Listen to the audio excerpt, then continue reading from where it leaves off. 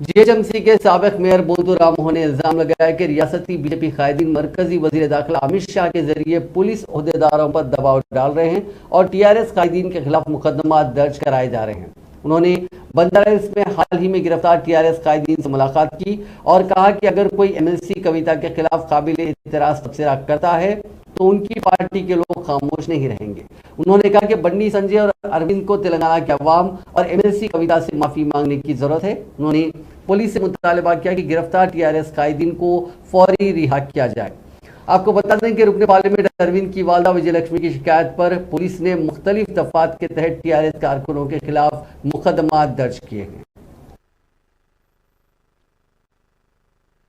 కార్యకర్తలందరూ కూడా తెలంగాణ రాష్ట్ర సమితి కార్యకర్తలు మరియు మహిళలు విద్యార్థులు యూత్ అందరూ కూడా ఇలా ఉద్యమం చేసి ఏ రకంగా ఇలా కొట్లాడాలి ఏ రకంగా ముందుకుపోవాలని అన్ని రకాలుగా మరి ఇలా సంసిద్ధమై ఉన్నప్పటికీ కూడా ఇలా ముఖ్యమంత్రి గారు గాని పార్టీ మంత్రులు గాని ఎమ్మెల్యేలు గాని పార్టీ క్యాడర్ అంతా సమన్వయంతో ఉండాలి।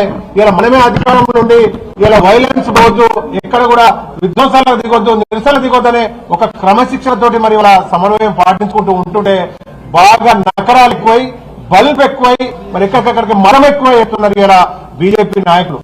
ఇలా ఏది పడితే అది నోటికి ఏదైతే అది మాట్లాడుకుంటూ కూర్చుంటే ఇలా కర్ణాటక ఇలా కలకత్తా ఎలక్షన్ లో వెస్ట్ బెంగాల్ లో 100 మందిని ఇలా కనపడకుండా చేశారు, 100 మందిని ఊచకోట కోసారు। ఇలా కులాలు గోత్రాలు ఇక్కడ గుర్తుకొస్తున్నాయి అంటే 9 రాష్ట్ర ప్రభుత్వాల్ని ఎక్కడికక్కడ అడ్డం నిలువు ఇలా కొనుక్కొని పోయారు। ఇలా పార్లమెంట్ సభ్యులు గాని ఎమ్మెల్యేలు గాని ఇలా పార్టీల ప్రభుత్వాలు కొన్న చరిత్ర నీచమైన చరిత్ర ఇలా బీజేపీ పార్టీది। ఇలా ఎక్కడికి శ్రీరంగ నీతని చెప్తున్నారు। ఇలా మిగతా రాష్ట్రాల్లో కుతంత్రాలు చేసి కొన్నదెవరు, ఇలా ప్రభుత్వాన్ని కూడవేసింది ఎవరు?